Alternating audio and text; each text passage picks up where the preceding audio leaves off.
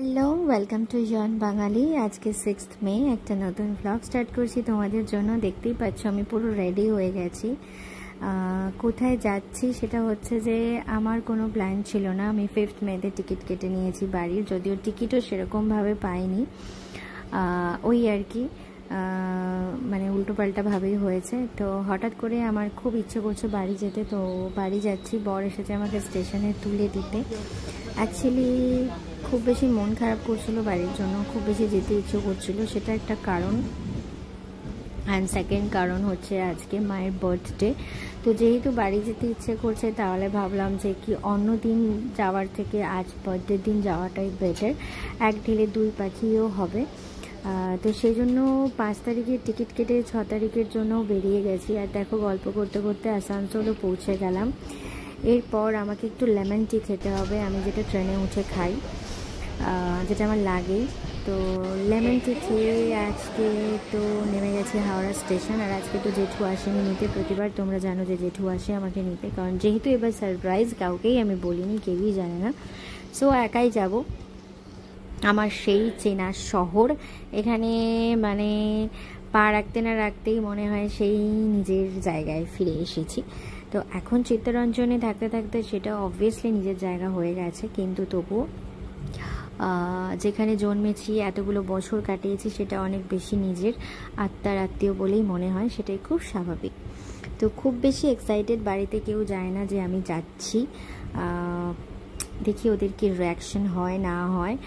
আর আজকে আকাশটা খুব মেঘলা কলকাতাতে, খানিকক্ষণ আগে দেখলাম ভিজে ভিজে, তো মনে হয় বৃষ্টি হয়েছে। তো চলো, সোনারপুর পৌঁছেই গেছি প্রায়। এবার আমি গুটি গুটি পাই বাড়ির দিকে এগোবো। ও মাই গড, বাড়িতে এসে দেখলাম তালা দেওয়া, বাড়িতে কেউ নেই। মানে ওদেরকে সারপ্রাইজ দিতে গিয়ে আমি নিজেই সারপ্রাইজ হয়ে গেছি। এবার আমি কি করব? তো এলাম পিসির বাড়ি হেঁটে হেঁটে।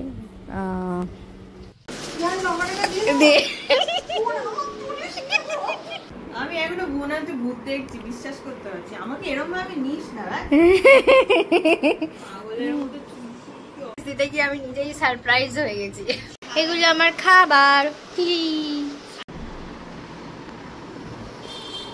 বিকেল হয়ে গেছে, বিকেলবেলাতে চা টা খেয়ে একটু বেরোলাম। বোন বলল একটা কেক কিনবে মায়ের জন্য, তো সেজন্য একটা কেকের দোকানে এসে কেক নিলাম। আর আমাদের সোনারপুরে একটা নতুন দোকান হয়েছে মিষ্টান্ন বলে, ব্যাপক হয়েছে দোকানটা, আমি ফার্স্ট টাইম আজকে দেখলাম। প্রচুর মিষ্টির কালেকশন, তো ওখান থেকে একটু দই ঠই নেওয়া হলো। আর বাড়ি আসলাম গুটি গুটি পায়ে। তো চলো এবার বাবা মার রিয়াকশনটা তোমাদের সাথে শেয়ার করি।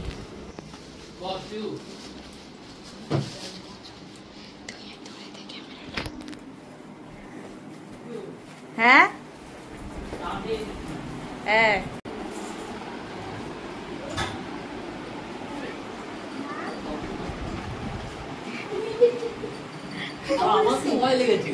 অন্ধকারেই করে দিলি।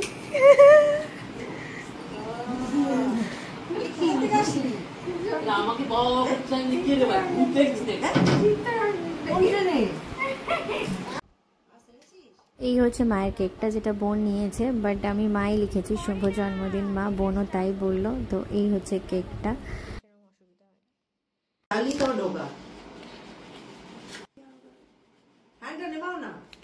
হ্যান্ডনি ও এসির হাওয়াটার জন্য চলছে না। বন্ধ করো, পারবে না, তুই আটকে দে, আমাকে দিতে তো লাইটারটা আনো না। আরে তো চেঁচাচ্ছ কেন সবকিছুতে বাবা? না না না, হবে এবার। নিচু কর।